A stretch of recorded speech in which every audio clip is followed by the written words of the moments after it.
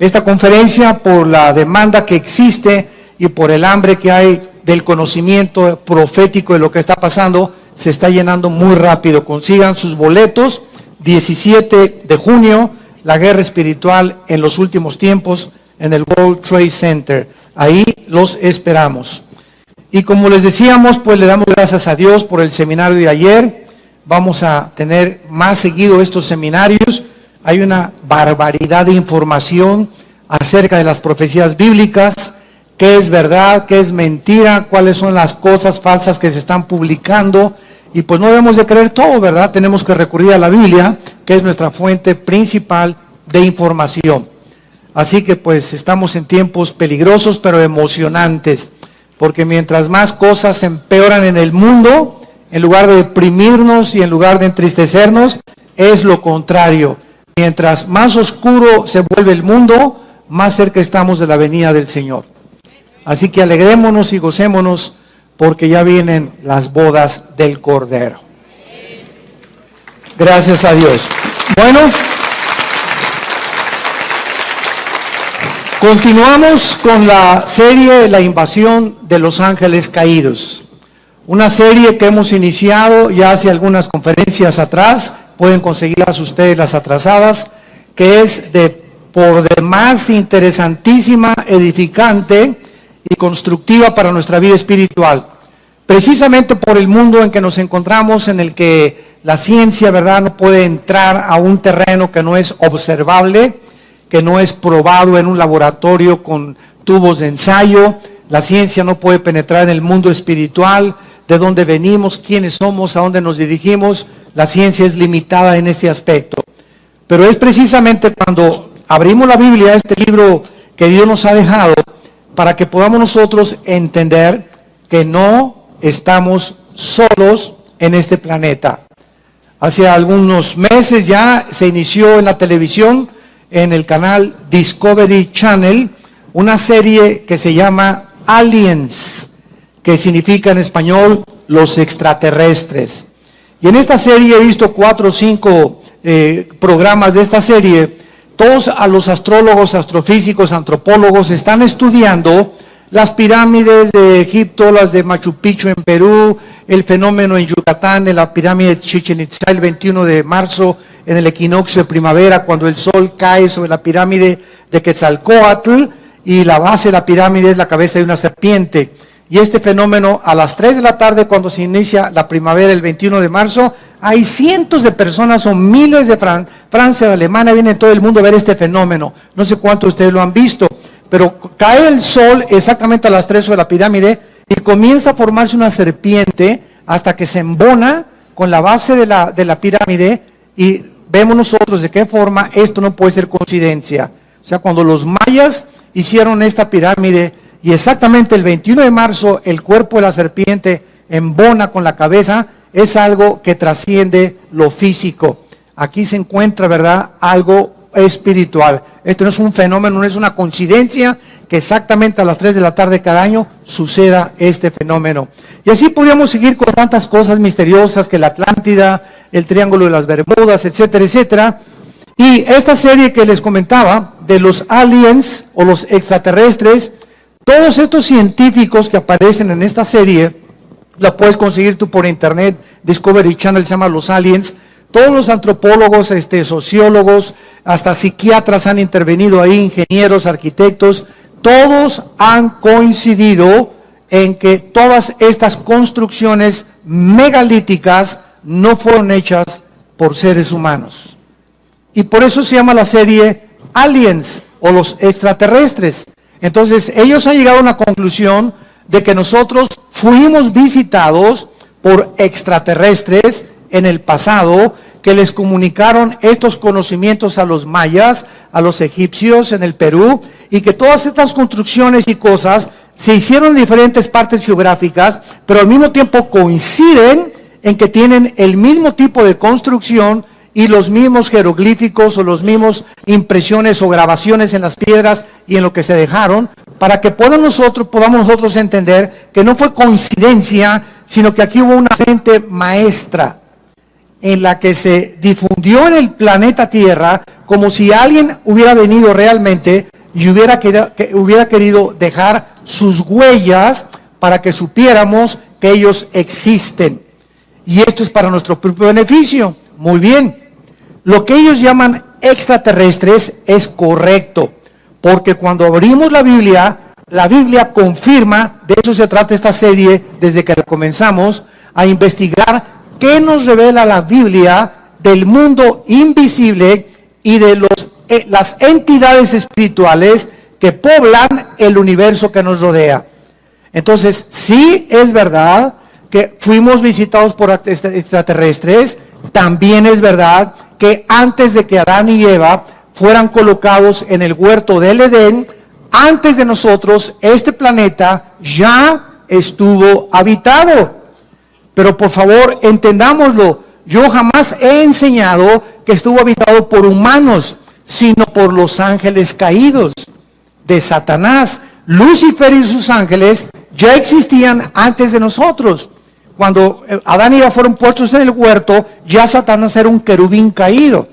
En Job 38, la Biblia nos muestra que cuando Dios formaba el planeta Tierra, el globo terráqueo donde tú y yo vivimos, los ángeles eran testigos de cómo Dios medía y hacía las dimensiones del planeta, la forma en la que la Tierra tenía que girar, la velocidad que tendría que tener la Tierra, la inclinación de 23 grados sobre su eje, el movimiento alrededor del Sol. Todas estas cosas ya se encontraban en la Biblia.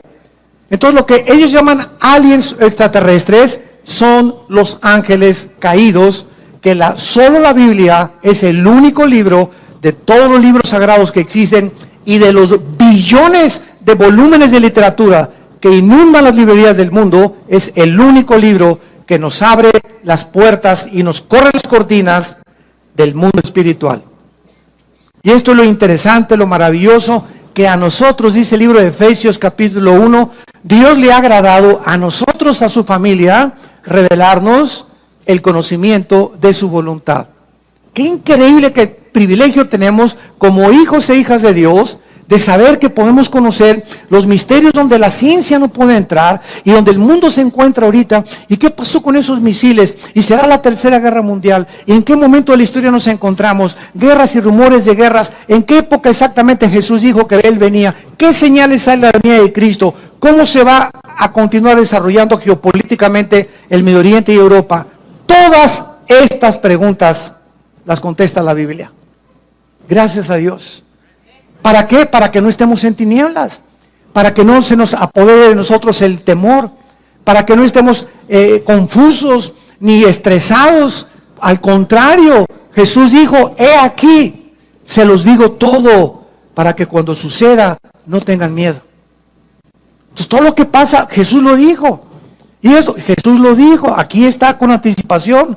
Y esto nos habla que hay alguien detrás de la historia, controlando la historia. Y el mensaje es, no tengan miedo, mi paz les dejo, shalom. Mi paz les doy, tranquilos. Por nada estén afanados, por nada estén afanados. No se afanen por su vida, qué han de comer, qué han de vestir, dónde han de vivir. Por nada estén afanados. Traigan sus peticiones delante de mí, dice Dios, Filipenses 4, 6 y 7. Híncate, hazme conocer tu corazón. Derrama tu ansiedad delante de mí, dicen los salmos.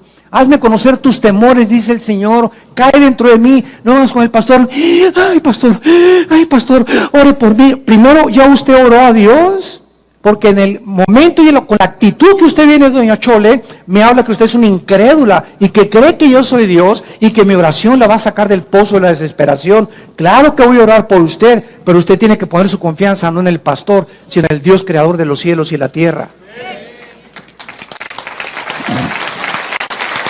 Muy bien. Entonces, sí, el universo sí está poblado.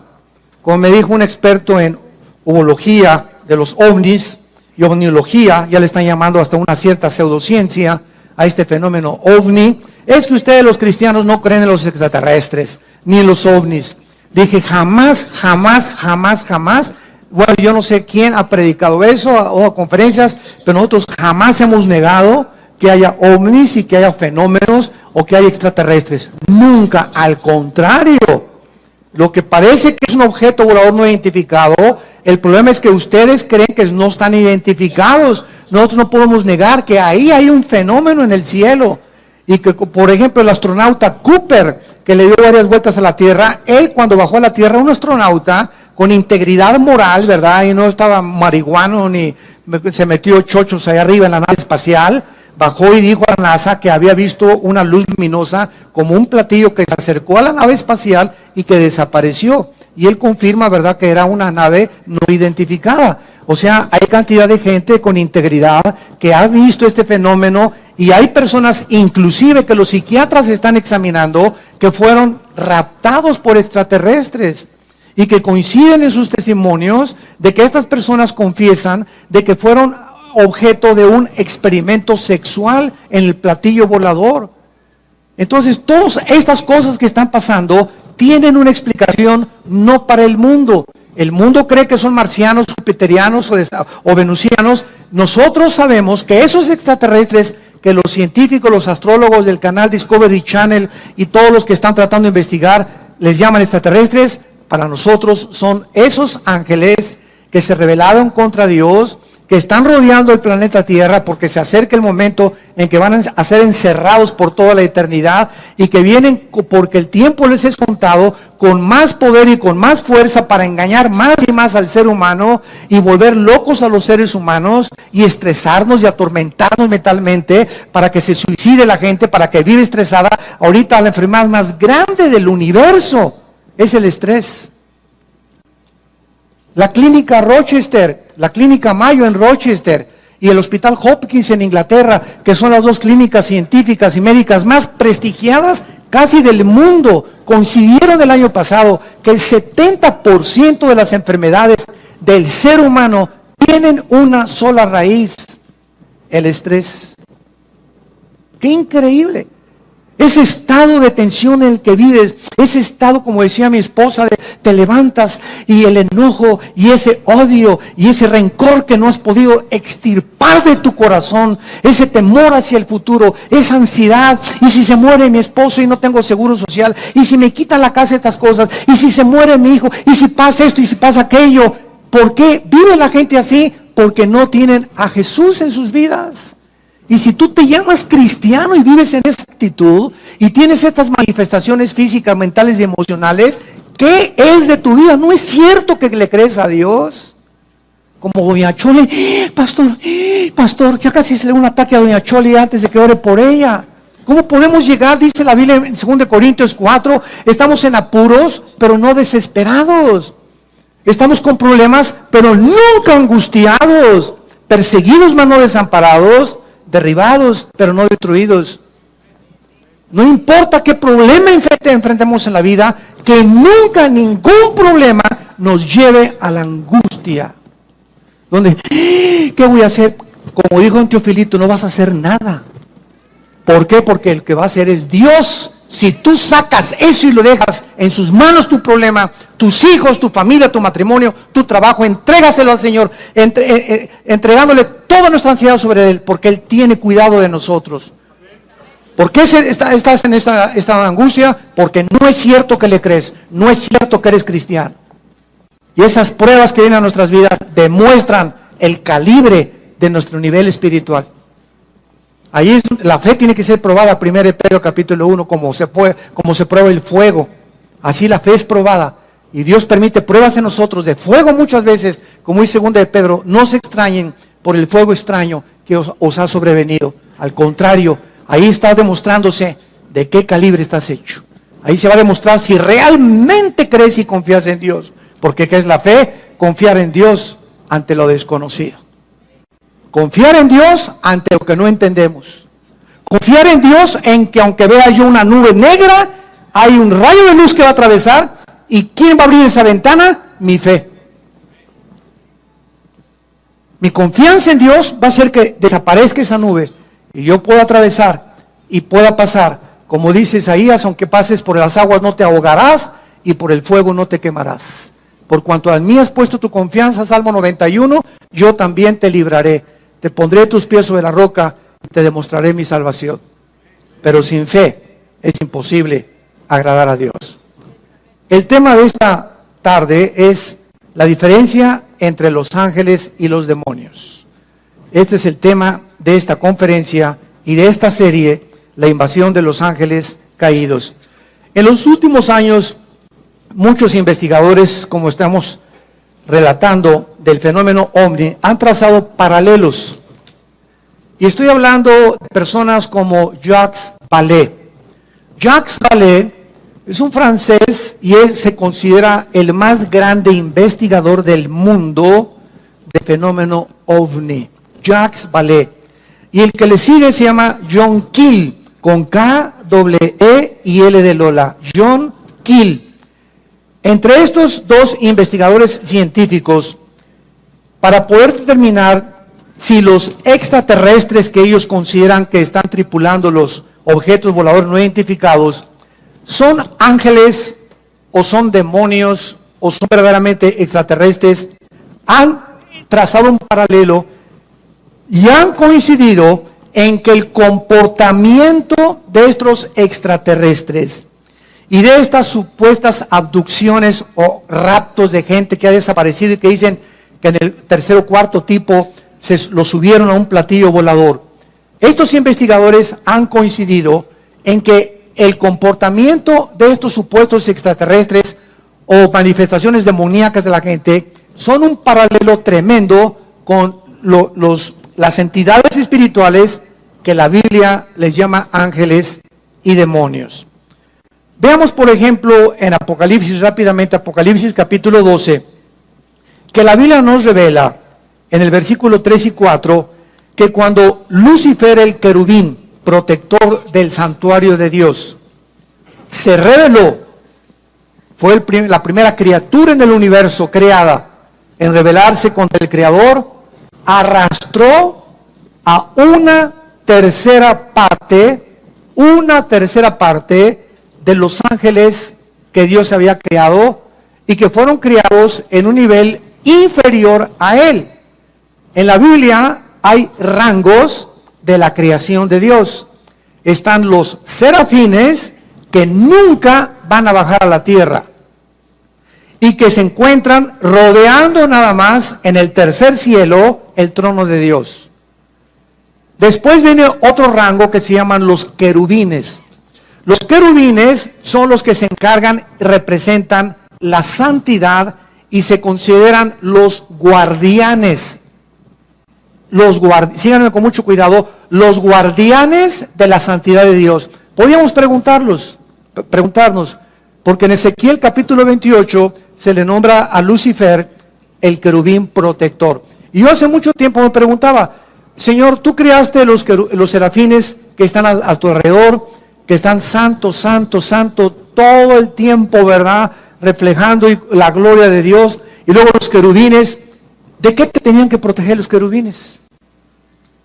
¿Por qué se llama a Lucifer el querubín protector en Ezequiel 28 del trono de Dios? ¿Por qué se dice que Satanás o Lucifer? Porque Satanás es un título, nada más significa, si lo quieres apuntar, adversario. Satán en el hebreo es adversario o enemigo. Cualquiera que sea enemigo de Dios es un Satán. Y la palabra diablo, o es otro título, significa el que acusa, el acusador o el calumniador. Cualquiera que calumnia a su prójimo, cualquiera que está dedicándose a acusar a los demás, es obra de demonios en su vida. Porque Dios no acusa a nadie, ¿verdad? Porque fuimos ya lavados con la sangre de Jesucristo. Entonces, es importante que entendamos todo esto. ¿Por qué se le llama a Satanás el querubín protector? ¿Por qué se le llama a Satanás el guardián? Escucha esto, del santuario de Dios. Es interesante que las piedras preciosas que en Ezequiel 28 formaban el vestido de Lucifer, Luzbel, se me estaba olvidando decirles, Lucifer, que es el nombre verdadero de él, de este querubín, que ahora le llamamos diablo y Satanás, y dragón o la serpiente antigua, o la bestia después que se va a manifestar en el anticristo. Este querubín protector estaba vestido con puras piedras preciosas, diamantes, esmeraldas, carbunclo, etcétera, etcétera, y son las mismas piedras preciosas que Dios diseñó para el sumo sacerdote en el libro del Éxodo, en el tabernáculo. Y son las piedras preciosas que aparecen también al final de la Biblia en la Nueva Jerusalén. Entonces, esto nos habla que el Lucifer era el guardián de la santidad de Dios, el que cuidaba el santuario de Dios, el que dirigía la alabanza del universo a Dios, y era el sumo sacerdote. Escuchen lo que les estoy diciendo, era el sumo sacerdote del santuario de Dios en el universo. Y todo ese patrón que existe en la Biblia de un santuario y de que Dios siempre ha tenido cuando creó a sus criaturas, ese patrón y ese proyecto, Dios le dijo a Moisés: Moisés, estos son los planos del tabernáculo que vas a construir. Yo soy el que diseñé y hazlo conforme a todo lo que te estoy diciendo.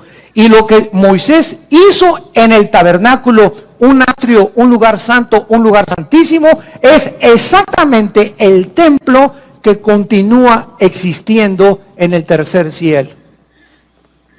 Ahora, esto es interesante porque en el libro del Apocalipsis encontramos a Juan que dice: y se abrió el cielo y vi las almas debajo del altar.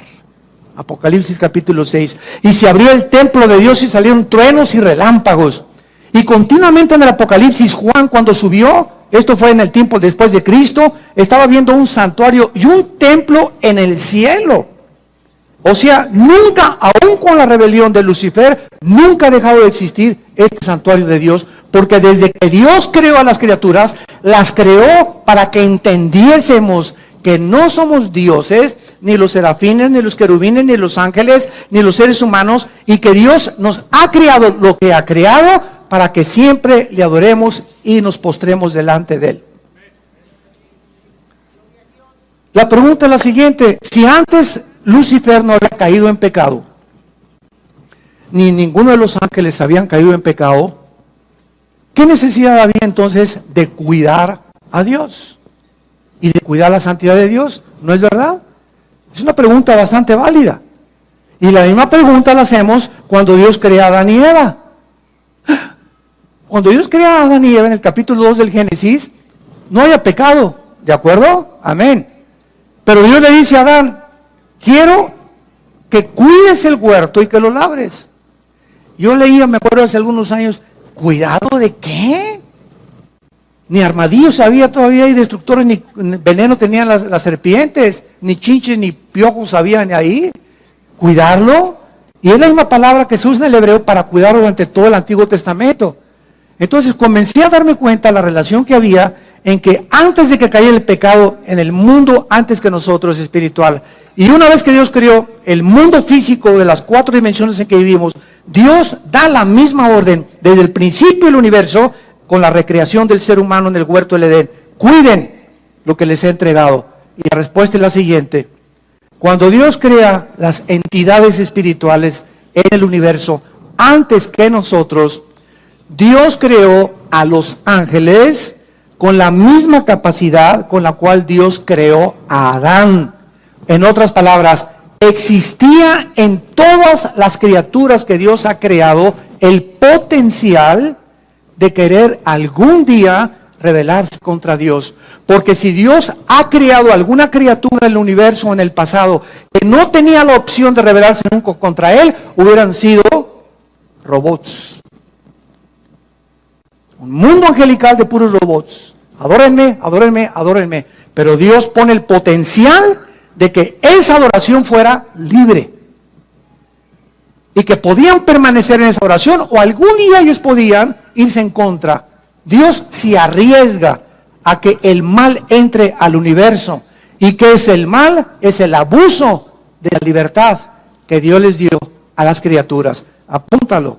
Los que vinieron ahí al seminario, fue un consejo que les di: nunca vengan el domingo ni a un seminario sin una Biblia en sus rodillas y sin hojas para apuntar oraciones y conceptos y reflexiones y pensamientos que estamos desarrollando en las conferencias. Porque de pasado mañana me encuentro contigo en la calle y te pregunto: hazme un resumen con 3 hojas de lo que oíste el domingo del sermón. No vas a llegar ni media hoja.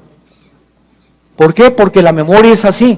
Pero cuando el estudiante de la Biblia, el estudiante de Dios, aquel que quiere compartir esto, llegaron en la noche, mi amor, mira, oí esto y esto, pero aquí lo tengo apuntado porque esto me pareció interesante, esta fecha me pareció interesante, etcétera, etcétera, y vas teniendo tu librito, tus apuntes, no te imaginas la cantidad de conocimiento que vas a tener. ¿Por qué? Porque lo que apuntamos lo recordamos 70 veces más que lo que no apuntamos. La memoria nunca podemos confiar en ella. Muy bien, entonces vemos nosotros que Dios crea entidades espirituales con el potencial de rebelarse, y así lo hizo Lucifer. Y cuando viene esta rebelión en el cielo, se va a la tercera parte de los ángeles, dice Apocalipsis capítulo 12, apareció otra señal en el cielo, versículo 3. He aquí un gran dragón escarlata, que tenía 7 cabezas y 10 cuernos, y en sus cabezas 7 diademas. Su cola, aquí está, arrastraba la tercera parte de las estrellas del cielo. El 85% de las veces que la Biblia menciona estrellas, se refiere a los ángeles caídos. El 85% de las veces. Y de acuerdo al contexto, muy pocas veces cuando se refiere realmente a las estrellas que brillan. A los ángeles caídos se les llama estrellas la mayor parte de las veces en la Biblia. Satanás arrastraba la tercera parte de las estrellas. Y es lógico que no era literal estas estrellas, imagínense nada más. ¿A dónde las va a arrastrar, verdad? Se descompondría la gravitación del universo si Satanás hubiera jalado las estrellas literales. Y dice la Biblia, y el dragón se paró frente a la mujer que estaba para dar a luz a fin de devorar a su hijo. Muy bien, entonces aquí encontramos en el Antiguo Testamento de qué forma los ángeles caídos se rebelan contra Dios, ahora son enviados a este planeta, y en Deuteronomio capítulo 32, Dios les asigna a estos ángeles caídos un nombre. Y uno de los nombres que Dios les asigna a estos ángeles caídos es uno de los títulos, no nombres, títulos de Yahweh. Yahweh es su nombre. Elohim no es su nombre. La palabra Elohim, al terminar en im en el hebreo, implica plural. Entonces cuando oímos Elohim, es un título que se le da a Dios, pero también Elohim se aplica en el Antiguo Testamento a los gobernantes y a los ángeles caídos. Cuando Satanás tentó a Eva, en Génesis capítulo 3, Satanás le dijo a Dios, porque serás como Dios, se tradujo Dios singular, pero la palabra hebrea es, serán como los dioses. Apúntalo en Génesis 3, es Elohim, cuando Dios, capítulo 3 de Génesis, serás como Dios, serán como los dioses, dice en el original hebreo. En otras palabras, en 2 Corintios 4:4, se le llama a Lucifer el Dios de este mundo. Entonces, el mismo diablo lleva el nombre de Elohim. Entonces, Elohim no habla de nada más que de una poder, una autoridad que tienen ciertas criaturas o entidades espirituales en el cielo. Por eso Satanás le dijo a Adán y Eva, serán como los Elohim, o sea, como todos los dioses o todas las criaturas poderosas que poblan el universo. Pero hay un solo Dios vivo y verdadero. Shema Israel, Adonai Elohim, Adonai Echad, dice Deuteronomio capítulo 6, que es el dicho de todos los rabinos judíos. Shema Israel, Adonai Elohim, Adonai Echad. Echad en el hebreo es uno solo, o sea, tú eres, oh Israel, un solo Dios. Por eso el judío no nos entiende a los cristianos que tenemos el Padre, el Hijo y el Espíritu Santo. Porque para ellos Dios, para ellos somos una blasfemia nosotros, para el judío ortodoxo, que creemos que ellos creen que tenemos 3 dioses, sin entender la pluralidad del nombre de Elohim. Muy bien, entonces estos ángeles se rebelan contra Dios, y en el Nuevo Testamento, en Efesios 6, versículo 12, el apóstol Pablo nos da una revelación más exacta de la organización de los ángeles caídos. Y dice el apóstol Pablo en Efesios 6:12, no tenemos lucha, en otras palabras, miren seres humanos, miren mis muchachitos, nunca creas que el que te quiere matar es tu enemigo, nunca creas que tus vecinos que te traen coraje es tu enemigo, nunca creas que los celos de tu novio porque tienes otra novia es tu enemigo, nunca nosotros vamos a comenzar a elevarnos. No se queden aquí aterrizados en el mundo material. No tenemos lucha entre sangre y carne. Realmente la lucha no es entre palestinos y entre ISIS y entre los sirios y entre Estados Unidos contra los rusos. Hay poderes invisibles que están influyendo en el planeta Tierra para incitarnos a los padres contra los hijos contra los padres, para el divorcio, para que veas a tu esposo como un armadillo, para que veas a tu esposa como una lagartija, para que critiques los sistemas y todo, para que se levantes contra el gobierno. Hay poderes espirituales en acción, operando para inducirnos a abortar la misión que Dios nos ha encomendado. Y estas huestes espirituales que poblan el universo tienen el principal problema, el principal objetivo de tratar de denigrar en el ser humano que habita este planeta la imagen y semejanza de Dios. Vamos a comenzar a comprender esta guerra espiritual. Si no hay cristianos que todavía siguen creyendo que su enemigo es esto y no saben qué es la oración, donde se avientan los misiles Tomahawk. Cuando tú estás orando, vimos una vez, ¿verdad? Haz de cuenta que de aquí para allá es el enemigo y aquí estás tú. Y tú no te pones ¿verdad? Y me vas a ver, y me la quito, ¿verdad? Y me rayaste, me recordaste, mamá, pues la tuya, ¿verdad? Y pues esto y el otro. ¿Sabes una cosa? Cuando comenzamos a contestar el fuego con las armas que el mundo usa y cuando comenzamos a querer vengarnos nosotros, por eso dice la Biblia, no os venguéis vosotros mismos, porque caéis en la trampa. No te vengues ni guardes rencor. No contestes con fuego terrenal, porque nuestras armas son espirituales. Y si quieres ganar la guerra espiritual, tienes que aprender a usar las armas de la luz. Las armas de la luz. Las que Dios nos ha dejado. Porque no es entre nosotros la guerra. No es entre católicos y protestantes, entre ISIS, es contra, y dice, principados, número 1, 2, potestades, 3, gobernadores de las tinieblas, y 4, huestes espirituales de maldad en las regiones celestes, que están fuera completamente, y ellos tienen la ventaja enorme contra nosotros de que no los vemos. Son invisibles, estamos en una desventaja impresionante. ¿Cómo vas a luchar contra un enemigo invisible? Entonces, tratándose que es una guerra en la que no podemos ver, Dios envía hace 2000 años a su Espíritu para que entre a nuestra vida. Y el Espíritu Santo, como un GPS, como un sistema de localización, como los que usan los satélites actualmente, el Espíritu Santo nos deja un mapa, una guía, un sistema que es la Biblia, para que comencemos a estudiar la Biblia y a entender la lucha espiritual y comencemos a enfrascarnos en esta lucha con las armas que Dios nos ha dejado.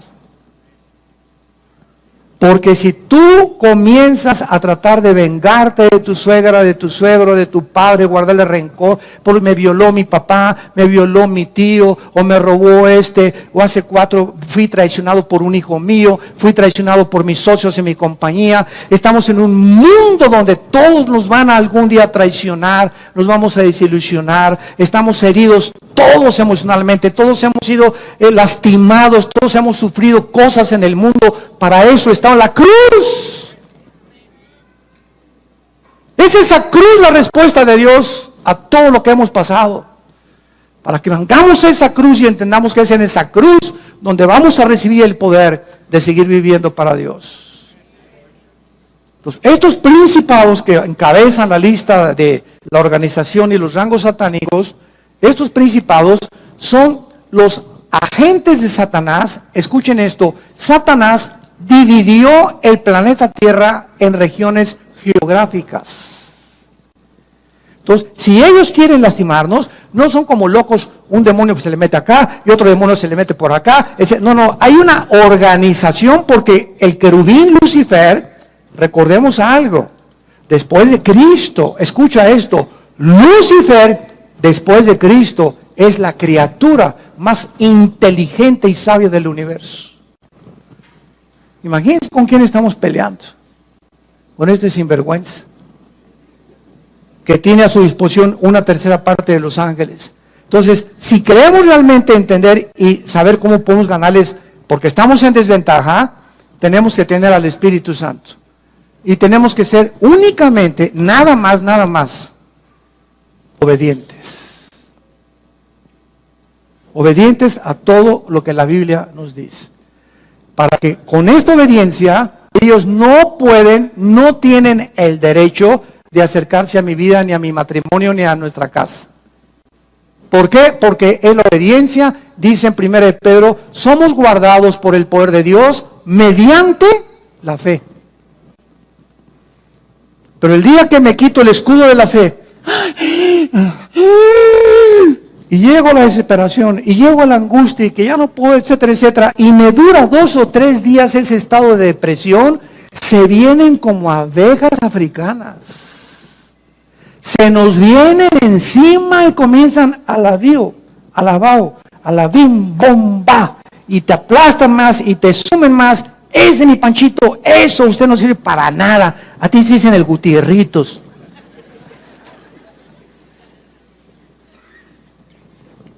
Cualquier ser humano que permita un estado de depresión, estamos hablando de cristianos, porque el mundo es su manera normal de vivir. Cualquier persona que se llame cristiano y permita 2 o 3 días de depresión o 4 días, o cualquier cristiano que ya tenga 3 o 4 días o 1 o 2 meses que no perdonas a tu hermano, a doña Chole que se robó tus tamales, aquel que te hizo un problema y que te hirió y te lastimó, a tu amiga en el colegio que te dijo que tenías cara de gallina sarnosa.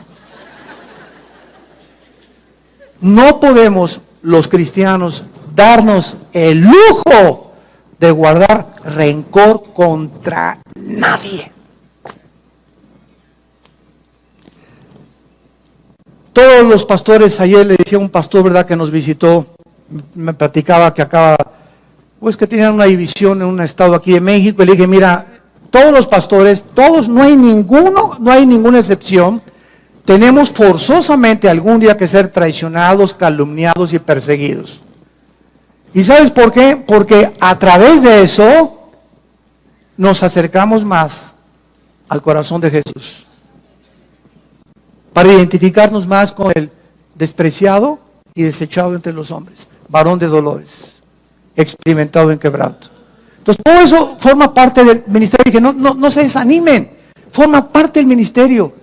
Que nos lastimen, que nos calumnien, no te amargues. Es el único consejo que te doy. No te amargues, no guardes rencor. Nosotros hemos sufrido muchos tipos de estas cosas. Este viernes pasado que llegamos, mi esposa y yo, fui a desayunar con mi hermano Alejandro, el que es director del ITI. Fuimos a desayunar ahí en Toluca. Y hace muchos años un grupo de personas, ¿verdad?, ahí en Toluca, ¿verdad?, que no se imaginan todo lo que dijeron contra nosotros. Y bueno, nos colgaron así como en un tendedero horrible. Y yo siempre les he dicho a los pastores y a todos, el secreto es perdonarlos y no guardar rencor. Pues estábamos desayunando mi hermano y yo hace como 2 o 3 días, y pues nos encontramos un grupo de este personal, ¿verdad?, que pues tuvieron dificultades con nosotros, y lo primero que hicimos nosotros fue, y nos encantó, después lo comentamos mi hermano y yo, ¿cómo están? ¿Qué tal? Bendiciones todos, ¿verdad? Y estaban así un poco asombrados de que tuviéramos esa actitud nosotros. Entonces, cuando te enfrentas a tus enemigos que te han lastimado, que te han hecho algo, y tú no tienes nada contra ellos en tu corazón, ¿sabes una cosa? Eres libre. Eres libre. Pero mientras tengas algo contra alguien, es como un cordón umbilical que lo tienes, y vas a Acapulco, y ahí traes el odio, ahí lo traes detrás de ti. Y donde quiera que vas, ahí lo traes, así lo puedo representar. Así lo vi espiritualmente hace un tiempo. Y el momento que lo perdonas, cortas ese, y ya, mientras, ¿por qué me voy a estar acordando de lo que me hice hace 3 meses? Que tengo unas cosas más interesantes que pensar. Pensar más positivamente, como decía mi esposa hace un ratito, llenarnos de pensamientos positivos, levantarnos en la mañana, Espíritu Santo, a la alegría, ven alegría, qué lindo sol, y no estar con los pensamientos, lo que me hiciste. cómo nos envenena el rencor y la amargura. Entonces, los principados están encargados de las naciones. Apúntalo. Venimos a Daniel capítulo 10. Veamos todo esto bíblicamente para entender la guerra espiritual, y vamos a acabar entendiendo, ¿verdad?, que hasta con los ovnis vas a soñar. Pero ya vas a saber quiénes son. Dice en Daniel capítulo 10, esto fue escrito hace 2000, apúntalo, 600 años. Ahí en el libro de Daniel, en el primer capítulo pone junto a Daniel, hace 2600 años se escribió el libro de Daniel. O sea, 600 años antes de Cristo. Y en el capítulo 10, este libro es uno de los pocos libros en la Biblia que nos revelan y nos corren las cortinas de la guerra espiritual. Es precioso el libro de Daniel. Ya lo vimos todo versículo por versículo. Daniel estaba muy preocupado en el tiempo de los persas, o sea, los iraníes. Acordémonos que hasta 1935, el nombre que aparece en la Biblia como Persia es el Irán del siglo XX. Irán en la Biblia aparece con el nombre de Persia, porque en 1935 se le cambió el nombre de Persia por el Shah de Irán a Irán. Entonces, Daniel se encontraba bajo el imperio de los persas. Los persas son los que vencieron a los babilonios, a Nabucodonosor y a sus parientes y descendientes. Después de los persas vinieron los griegos, Alejandro el Magno, y después el imperio romano. Entonces, Daniel se encontraba en el segundo imperio, el imperio de los persas y de los medos, que eran los iraníes. Y dice el capítulo 12, en el versículo 11, para comenzar a tener estos antecedentes, que el ángel se le aparece a Daniel, un ángel de Dios, y le dice así: Daniel, varón muy amado. Híjole, qué barbaridad, ¿verdad? Qué preciosa forma en la que pueda Dios describirnos a cualquiera de nosotros, que somos muy amados por Él, que nos ama con amor eterno, muy amado. Está atento a las palabras que te hablaré y ponte de pie, porque a ti he sido enviado. Dios envía ángeles buenos a la tierra, y mientras hablaba conmigo, me puse en pie temblando. Entonces me dijo: Daniel, no temas, porque desde el primer día que dispusiste tu corazón a entender y a humillarte en la presencia de tu Dios, fueron oídas tus palabras, y a causa, o sea, de tu oración que tú hiciste, yo he venido.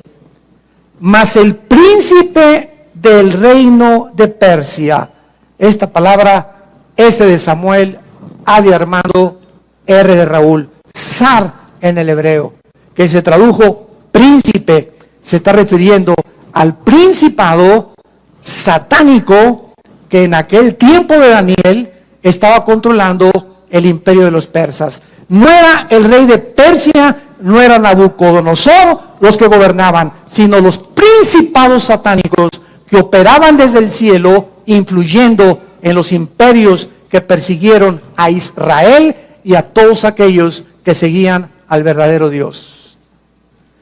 El príncipe del reino de Persia se me opuso durante 21 días, pero Miguel, que es el arcángel de Dios, bueno, uno de los principales príncipes, vino para ayudarme y quedé con los reyes de Persia. Vean lo que pasó. Daniel está orando, así comienza el capítulo 10, Señor, acabo de leer a tu profeta Jeremías, donde dice que ya el exilio se va a terminar y esto vamos a tener nosotros más bendiciones, etcétera, etcétera.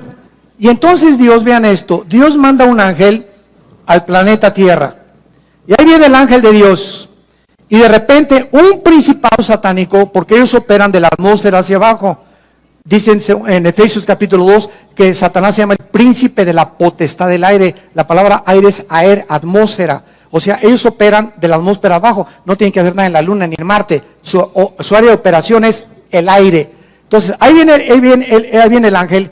Y entonces lo interrumpe y se le cruza un ángel de Satanás al ángel de Dios. Y entonces se enlaza el ángel de Dios y el ángel de Satanás en una guerra, porque el ángel de Satanás, el principado de Satanás, quería impedir que el ángel de Dios le trajera el mensaje de Dios y que Daniel no oyera ni recibiera las instrucciones de Dios. Ellos se oponen a que tengamos una brújula y que sepamos qué es lo que Dios tiene para nosotros. Y van a hacer todo lo posible para impedir que tú llegues a tu destino. Para abortar tu destino, para abortar nuestra misión. E interrumpir las instrucciones de Dios y escramblear todas. Es como, por ejemplo, en Estados Unidos tú vas manejando y hay radares. En Texas está permitido. Entonces, hay policías que se ponen con sus pistolas, aquí también ya los hay en las carreteras, los federales, ¿verdad? Y entonces vienen los carros y te comienzan a escramblear así, etcétera, etcétera, y marca inmediatamente la placa y la velocidad a la que vienes. Pero estos radares los vuelven locos. Yo tengo uno. Porque está permitido, ¿verdad? Y es de lo que no me aprovecho para pasarme más de 70 millas, ¿no? Pero sí sirven de vez en cuando. La neta. Bueno, entonces, viene, ¿verdad? Entonces, se vuelven locos. Cuando voy, por ejemplo, a 5 millas más por hora, ahí te permiten 10. Si es a 60 en Estados Unidos, en Texas, si es a 60, te permiten hasta 70. Si te escramblean o te localizan que vas a 72, ya con eso te paran. 10 es lo máximo que se te permite la ley. Entonces, a veces yo me paso esas 2 millas sin querer, ¿verdad? Y entonces mi radar comienza, pip, pip, pip, pip, a sonarme, y alcanza 4 o 5 millas de distancia el radar que yo tengo. Ojalá que no me escuchen ahorita en Estados Unidos. Me comienza a hablar el radar y pues ¿qué hago, verdad? Pues le baja la velocidad inmediatamente. Y entonces cuando lanzan el rayo, ¿verdad?, de ultrasonido a los policías con esos aparatos, ellos no pueden ver a qué velocidad vengo porque esos radares están diseñados para eso. Y son permitidos, otros estados no los permiten, pero en Texas sí los permiten. Entonces, esto pasa igual en el mundo espiritual. Dios nos manda una señal del cielo, ¿y dónde está la señal? Acá. Dios va a hacer lo imposible para que tú dejes de leer la Biblia, para que no te contactes con Dios en las mañanas, para que pasen 4 o 5 días y nada más los domingos vengas aquí a oír un mensaje, y de lunes a viernes has vivido sin brújula, has tomado decisiones sin la dirección del Espíritu Santo, en la energía de la carne y no en la energía del Espíritu de Dios. Porque el día que nos desconectamos de las instrucciones de Dios, comenzamos nosotros a perder el camino. ¿Quién es sabio en su propia opinión? No seas sabio en tu propia opinión, dice Proverbios capítulo 3. Entonces comienzas a entender que es imprescindible estar conectados con este libro. No podemos separarnos de las instrucciones de Dios, porque vienen los demonios a confundirnos. Entonces aquí está el ángel en el cielo, con el ángel de Dios, y se enfrasca en una lucha, y esto siempre me ha impactado. Un principado de Satanás, casi, porque son ángeles y fueron creados iguales en fuerza y todo, nada más que uno es malo y uno es bueno. El ángel de Dios no le ganó. El ángel de Dios no le ganó. Tuvo que pedir ayuda al arcángel Miguel. Y entonces Miguelito llega, ¿verdad? Y ya son 2 contra 1. Y entonces ya se chispó esto y Miguel se encarga, porque es el arcángel en la Biblia que cuida a Israel. Entonces ya viene el ángel y le da el recado a Daniel, y entonces el ángel de Dios le explica a Daniel: tengo 3 semanas, hace 3 semanas, Daniel, que comenzaste a orar. ¿Y esto qué nos habla? En el momento, Daniel, le dice el ángel, que te pusiste a orar, Daniel, en ese momento que te hincaste, comenzó la guerra espiritual. En el momento que nos hincamos y oramos, entramos en conflicto con los poderes de Satanás. Y el momento en que te hincas, y mi hijo esto, y mi hija aquello, etcétera, etcétera, en ese momento comenzamos a mandar misiles Tomahawk, y comenzamos a despejar los aires, y comenzamos a cuidar a nuestros hijos y a nuestros, sobre todo los menores de edad, y comenzamos a quitar los enemigos. Y te oro por mi jefe de mi oficina, te oro por mi maestro que es ateo y que me odia, te odio por mi amiga que me está calumniando, te odio por eso. Nos hincamos, y es la oración el poder espiritual para despejar y quitar del corazón de nuestros enemigos los malos deseos que tienen contra nosotros. Mientras tú no entiendas esto, nunca vas a tener victoria en la guerra espiritual. Porque vas a ser vencido por tu carne, por tu venganza. Me sacaste la lengua, te la saco más grandota. Dice Romanos 12, no sean vencidos por lo malo, sean vencidos, venzan el mal con el bien.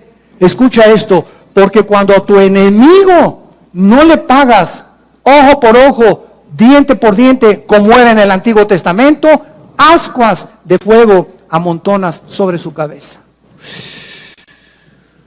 En el momento en que nosotros bendecimos a los que nos persiguen y a los que nos ultrajan, en ese momento confundimos a sus demonios y Dios entra en acción y los juzga más rápido de lo que tú querías vengarte por ellos. Esta es la guerra espiritual a la que nosotros debemos hacer caso. Y quiero terminar, vean ustedes aquí en el libro de Isaías. En el libro de Isaías, esto es maravilloso, y dice Isaías 41, no temas, versículo 10, Isaías 41, 10, no temas, porque yo estoy contigo, no desmayes, porque yo soy tu Dios, que te esfuerzo, siempre te ayudaré, siempre te sustentaré con la diestra de mi justicia. Escucha lo que dice a continuación, he aquí todos los que se enojan contra ti serán avergonzados y confundidos, como nada serán, perecerán los que contienden contigo. Buscarás a los que tienen contigo contienda y no los hallarás. Serán como nada, como cosa que no es, aquellos que te hacen la guerra. Porque yo soy Jehová tu Dios, quien te sostiene de tu mano derecha y te dice, no temas, yo te ayudo.